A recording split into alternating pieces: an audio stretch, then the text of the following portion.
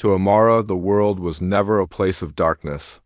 It was a place of sound, a living, breathing symphony that played for her from the moment she woke up until the moment she fell asleep.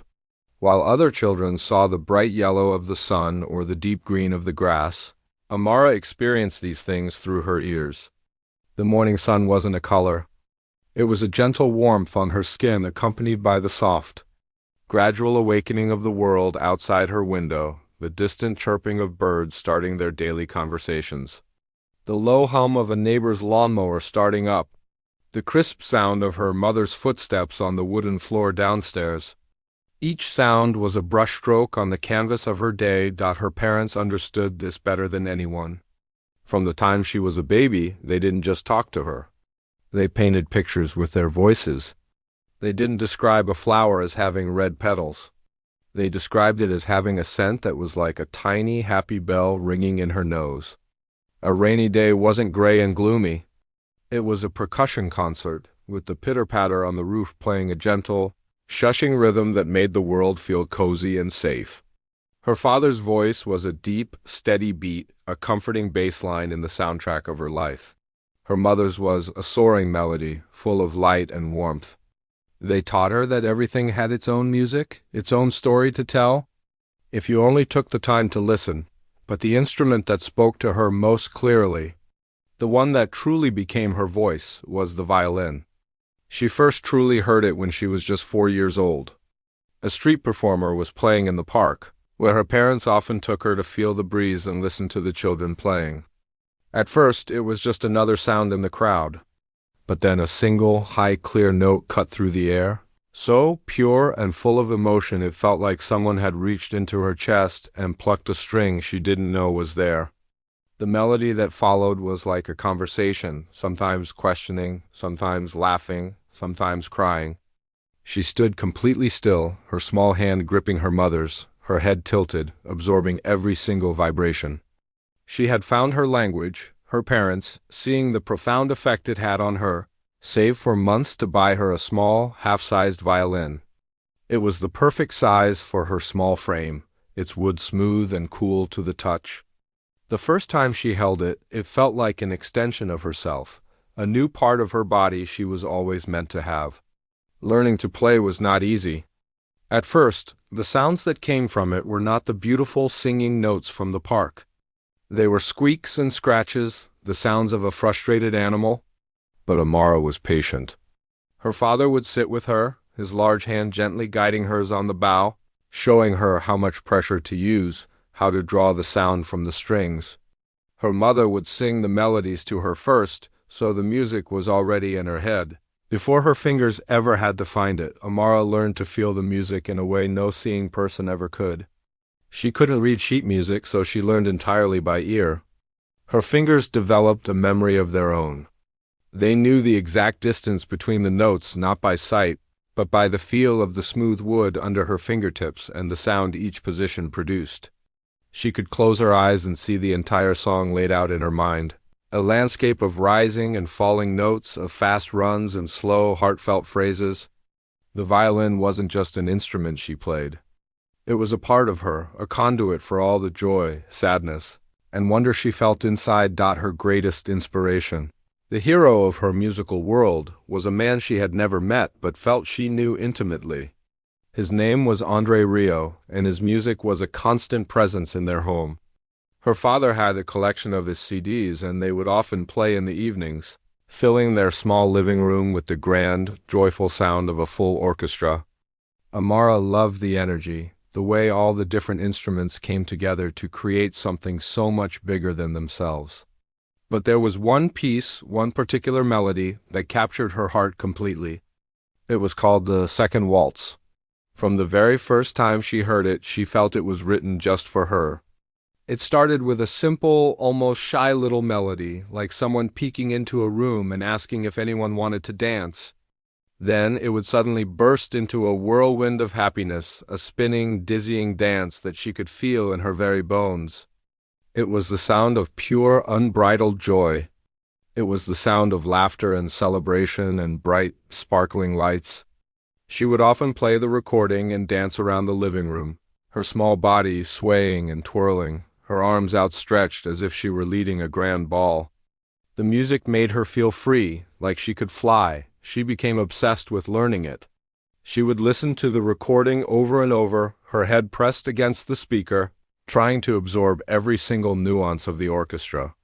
Then she would pick up her own small violin and try to replicate it.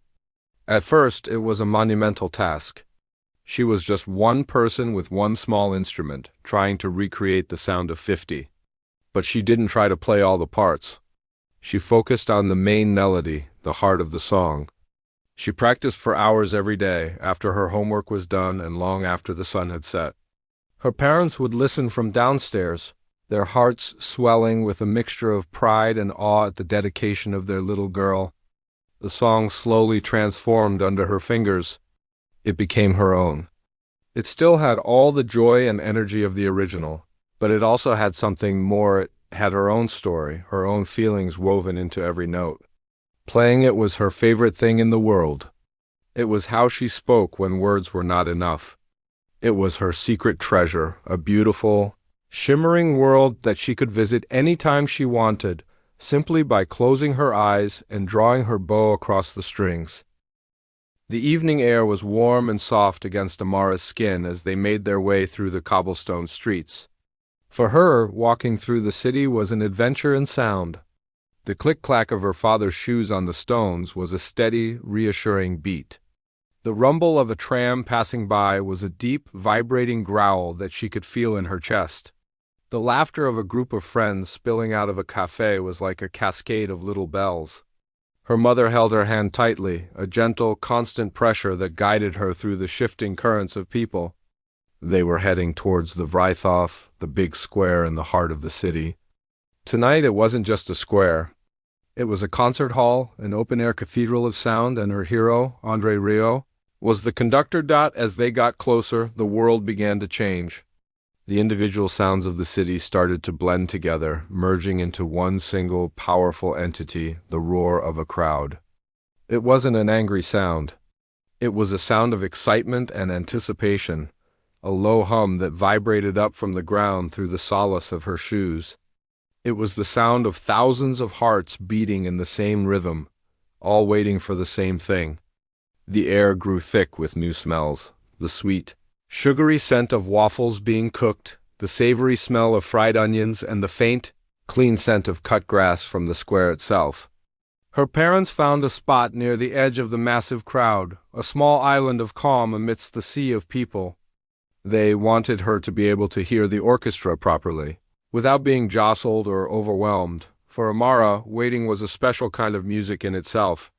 She sat on a small portable chair her father had brought, her violin case resting securely by her feet. She closed her eyes and just listened. She could hear snippets of conversations in languages she didn't understand, the laughter of children running around, the pop of a soda can being opened nearby.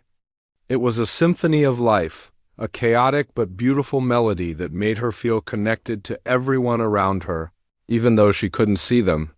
She could feel the collective energy of the crowd, a palpable buzz of excitement that made her own heart beat a little faster. Her mother described the scene to her in a whisper, the stage all lit up with golden lights. The rows and rows of empty chairs waiting to be filled, the sky turning from a soft orange to a deep, velvety blue. Then it happened. A single, clear note from a trumpet cut through the air, and a wave of silence washed over the crowd. The orchestra was tuning up. One by one, the other instruments joined in, a chaotic jumble of notes that slowly, magically, found its way into harmony. And then the first piece began. The sound that hit Amara was nothing like listening to a CD in her living room. This was a living, breathing thing. It wasn't just coming from speakers on a stage. It was everywhere. It surrounded her, filled her, and vibrated through her entire body. The deep notes of the cellos and double basses she felt in her bones. The soaring melody of the violins was like a warm wind wrapping around her. The bright, joyful blasts from the trumpets were like flashes of light in her mind. She sat completely still, her face turned towards the stage, a small, blissful smile on her lips. She wasn't just hearing the music. She was a part of it. She was swimming in it.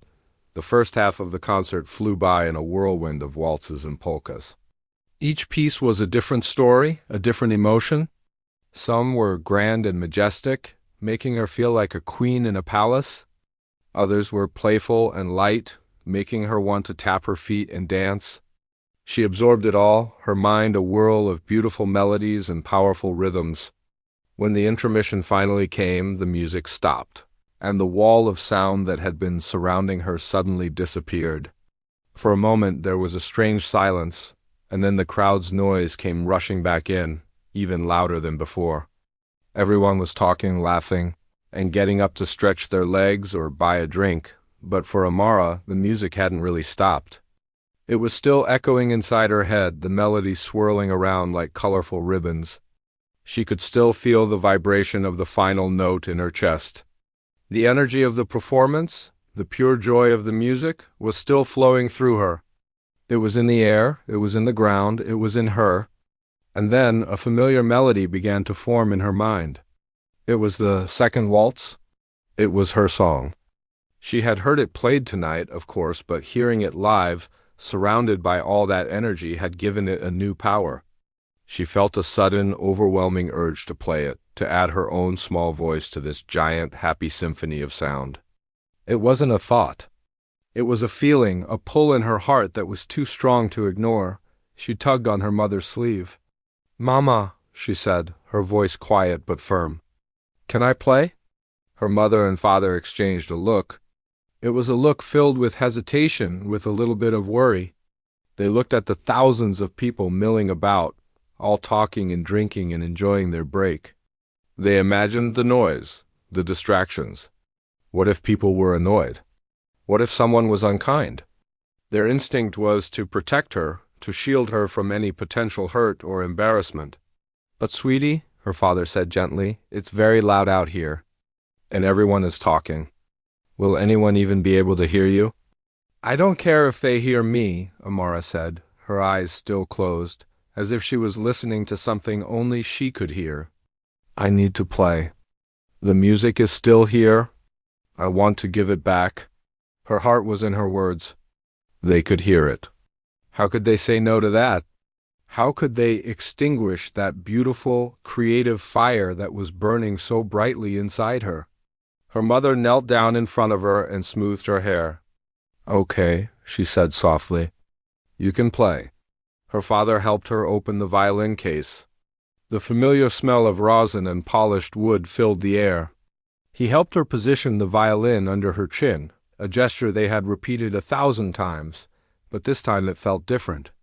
This time it was like a knight preparing for battle, only her weapon was a melody. She took a deep breath, raised her bow, and let the first note of the second waltz fly into the noisy summer night. It was a small, clear, determined sound. At first, it was just a tiny pebble dropped into a vast ocean of noise. But it was a pure, perfect note, and it carried a surprising weight. It was a note filled with all the joy and inspiration she had just absorbed from the orchestra. And slowly, almost miraculously, the ocean around her began to part. Backstage, the world was a different kind of symphony. It was a symphony of organized chaos, of hushed voices and hurried footsteps, of rustling sheet music and the soft clinking of glasses. André Rieu stood in the wings, just out of sight of the adoring crowd. The energy from the thousands of people in the square was a physical thing, a warm wave that washed over him, even through the heavy curtains. He took a slow sip of water, feeling the familiar thrum of anticipation that came before every performance. It was a feeling he had known for decades, a mix of excitement, focus, and a profound gratitude for the connection he was about to make with his audience. He could hear the distant murmur of the crowd during the intermission, a gentle roar like the sea. It was the sound of happiness. He was thinking about the next set, running through the pieces in his mind, when a sound, faint at first, tickled the edge of his hearing. It was a violin. That wasn't unusual. Often, musicians in the crowd would play a few notes during the break. But this was different. It wasn't just a random tune. It was a melody he knew better than his own name. It was the second waltz. He paused, his glass halfway to his lips, and listened more closely. The sound was small, almost fragile, but it was incredibly clear. It cut through the general noise of the crowd in the backstage bustle with a laser-like precision. This was not a professional musician. The technique was not flawless. There was a slight waver here, a hurried note there. But beneath the technical imperfections was something far more powerful. It was a raw, unfiltered sincerity. Whoever was playing wasn't just hitting the right notes. They were telling a story. Each phrase was filled with a pure, unadulterated joy that was so profound it almost hurt to listen to. It was the sound of a heart speaking directly through the strings of a violin. He found himself leaning forward, trying to pinpoint the source. It was coming from out there, in the crowd. It was a solitary voice, a single instrument bravely singing its song into the vastness of the square. A deep curiosity began to bubble up inside him. This wasn't just a casual performance. This was something special. He handed his glass to an assistant without a word and walked to the very edge of the stage, peering into the sea of people. The stage lights were bright in his eyes, making it difficult to see clearly at first. He scanned the faces, the rows of chairs, the small groups of people standing and chatting, and then he saw it. A small clearing had formed in the crowd, a little bubble of silence around a single point. And in the center of that bubble was the source of the music. He saw a little girl, so small she was almost swallowed by the violin she held. Her eyes were closed, her face tilted upwards towards the night sky, as if she were in a trance, completely lost in the world of her own making. Her bow moved across the strings with a confidence and passion that was breathtaking to witness. As he watched, he noticed the details, the way her small body swayed with the rhythm, the look of pure bliss on her face, and then his eyes fell upon a slender white cane. Leaning against the chair of a woman beside her, the girl's mother, who was watching with a look of fierce, protective love. The realization hit him like a physical blow. The girl was blind. The raw, poignant beauty of the music suddenly made perfect, heartbreaking sense. She wasn't just playing the notes. She was feeling them, seeing them with her entire being. The music wasn't just something she heard. It was the way she navigated the world, the way she expressed everything she couldn't see. In that moment, André Rieu, the world-famous maestro who had played for millions, felt like a student in the presence of a true master. He was witnessing something so pure, so genuinely beautiful, that it brought a lump to his throat. He stood there for a long moment, simply watching and listening. The world around him faded away. The backstage noise, the waiting orchestra, the expectations of the second half of the show, all of it disappeared. There was only the music and the little girl who was creating it. He knew he couldn't just go back to the stage and continue the concert as planned. That would feel wrong. It would be a disservice to the magic that was happening right now. This moment, this spontaneous outpouring of artistry and spirit, deserved more than to be a pleasant distraction during an intermission. It deserved to be honored. A decision formed in his mind, clear and absolute. It wasn't a logical, calculated decision. It was an instinct, a pull from the heart. He didn't think about the schedule or the logistics. He didn't think about what his manager might say. He only thought about the music and the incredible young soul who was sharing it so freely. He turned away from the edge of the stage and walked quickly back to where his own violin rested in its case. A few of the orchestra members nearby looked at him with questioning expressions. He simply gave them a small, reassuring smile and picked up his instrument. The feel of the familiar wood in his hands was a comfort, a grounding force. Without saying a word to anyone, he began to walk. He bypassed the conductor's podium and headed for the stairs at the side of the stage. The orchestra members watched, their confusion turning to stunned silence as they realized what he was doing. He was leaving the stage. He was going into the crowd. As he descended the metal stairs, the people standing closest to the stage began to notice him. A gasp went through the small group, then another, as the realization spread like wildfire. Heads turned. Phones were raised. A quiet murmur started to build, but it was a murmur of pure disbelief and wonder. André Rieu, in his full concert attire, his violin in hand, was walking through the crowd. and he was walking with a purpose directly towards the small, blind girl who was still playing, completely unaware that her hero was about to step into her world. The first person to see him was a man standing near the front, sipping a beer. He did a double take, his eyes widening in disbelief. He nudged his wife, who was busy filming the little girl on her phone. She turned and her mouth fell open. The whisper started with them, a hiss of stunned excitement that rippled outwards in ever-widening circles. "It's him, André Rieu. He's coming down." The crowd, which had been a bubble of quiet reverence around the girl, began to shift and part. It was like watching the sea part for a great ship. People stepped back, creating a clear path, their faces turned towards the approaching figure with a mixture of awe and utter confusion. Phones that had been focused on Amara were now frantically pointed at the maestro, the screens lighting up hundreds of faces in the twilight, but Amara noticed none of this. Her world was still the four strings of her violin and the melody flowing from them. She was in her own universe, a place made of sound and feeling, and the distant whispers and shifting feet were just background noise, like the wind in the trees. She played on, her small bow dancing across the strings, pouring every ounce of the joy she felt from the first half of the concert into her music. André Rieu moved slowly, deliberately. He didn't want to startle her. He walked with the quiet grace of a man who was completely comfortable in his own skin, his violin held loosely at his side. As he got closer, he could see the details more clearly, the intense concentration on her face. The slight, happy sway of her body, the way her fingers, though small, moved with a confidence that belied her age. He saw the love and pride radiating from her parents, who stood just a few feet away, their faces a mixture of fear and hope as they watched the world's most famous Waltz king approach their daughter. He stopped a few feet behind her. He didn't say a word. He just stood there and listened. He listened to the pure, unvarnished heart in her playing. It was imperfect, yes, but the imperfections were what made it so beautiful. It was real. It was the sound of a soul, unfiltered and unafraid. He felt a profound sense of peace wash over him. This was why he did what he did. Not for the fame or the grand concerts, but for moments like this, for the pure, magical connection that music could create between people. He waited for a musical moment, a natural pause in the phrase where a new voice could enter without jarring the flow. He raised his own violin, tucking it under his chin with a practiced, familiar motion. Then he drew his bow across the strings. The sound that emerged was like nothing Amara had ever heard. It was warm, rich, and impossibly full.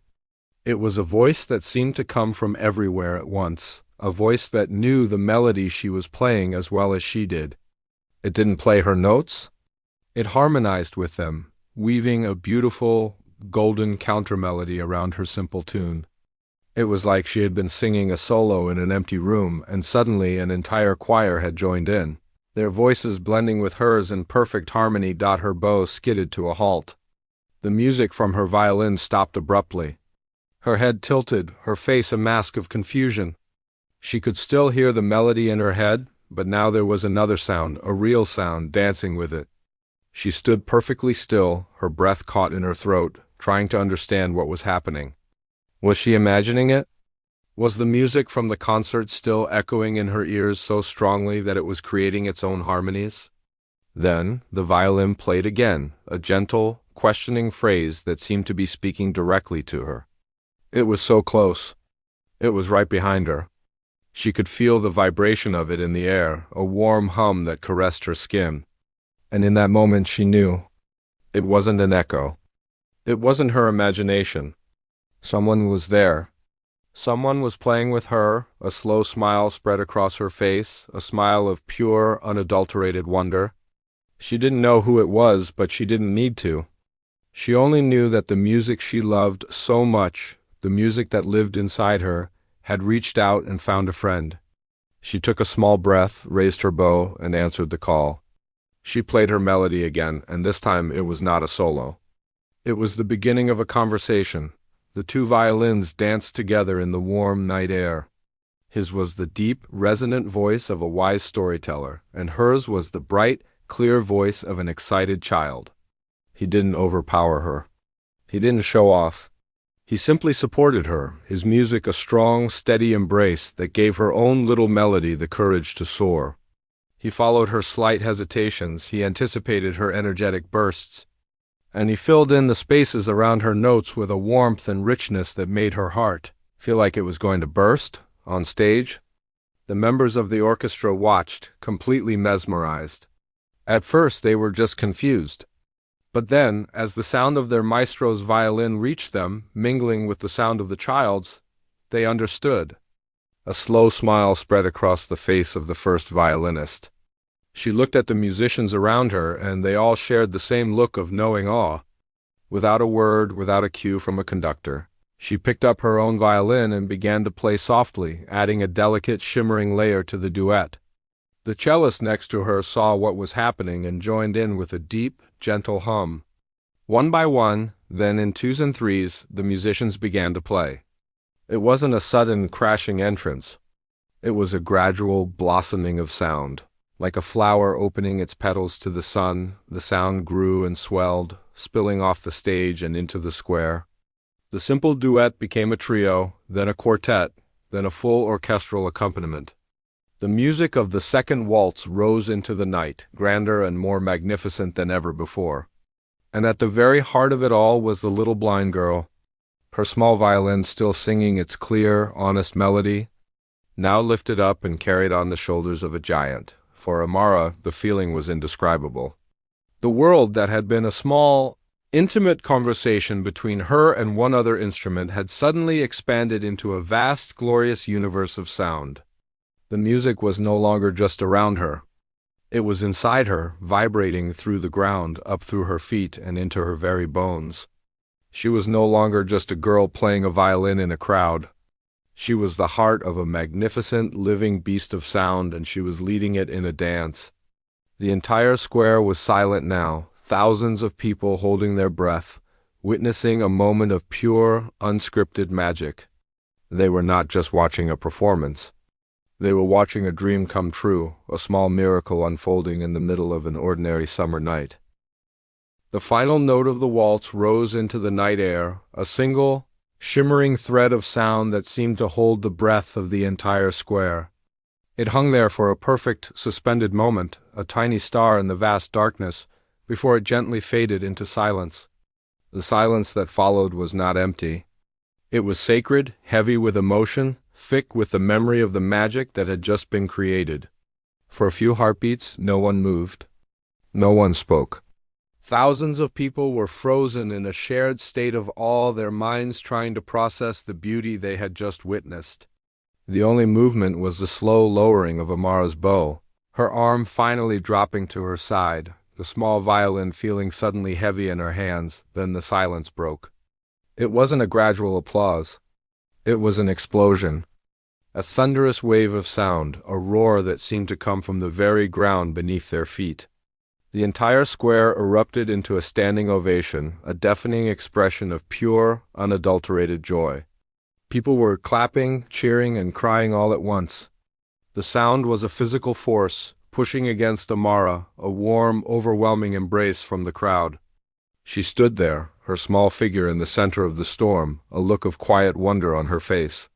She couldn't see the sea of people, but she could feel them.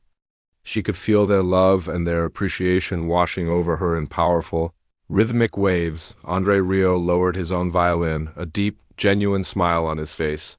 He had performed in the world's greatest concert halls, for kings and queens, for audiences of millions, but he had never felt a connection like this.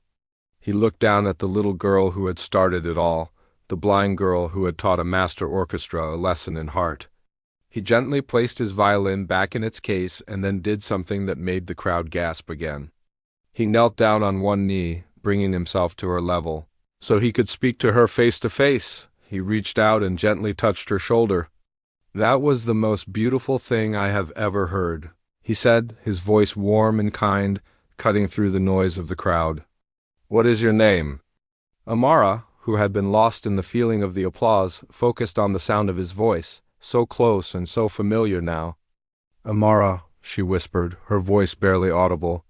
"Amara," he repeated, the name rolling off his tongue with a gentle respect. You have a very special gift, Amara. You don't just play the music. You are the music. Thank you for sharing that with us. He spoke to her for a few more minutes, a quiet, private conversation in the middle of a very public moment.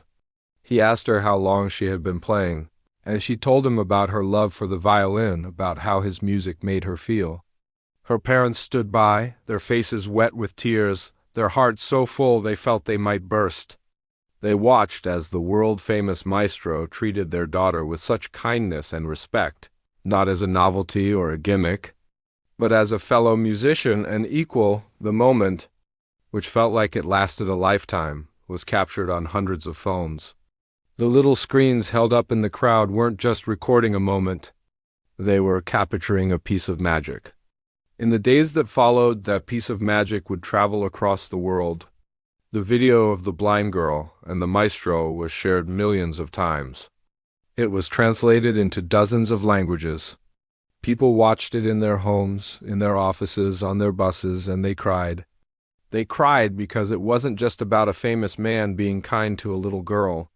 It was about the universal language of music that could bridge any gap.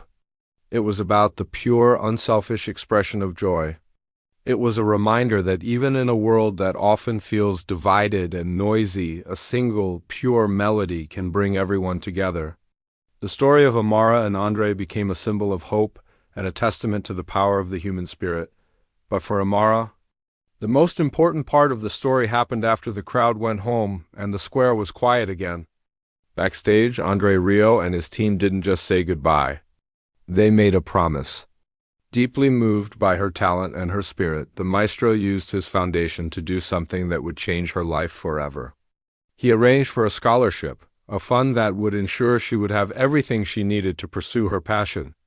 It would pay for the best teachers, for new violins as she grew, for opportunities to learn and perform that her family could never have dreamed of. It wasn't charity. It was an investment. It was a recognition of a prodigy, a promise to nurture a rare and beautiful gift. The story of the little girl in the square became more than just a viral video. It became the first chapter in her life as a musician. The world now knew her name, but that didn't matter to her. What mattered was the feeling she had when she played.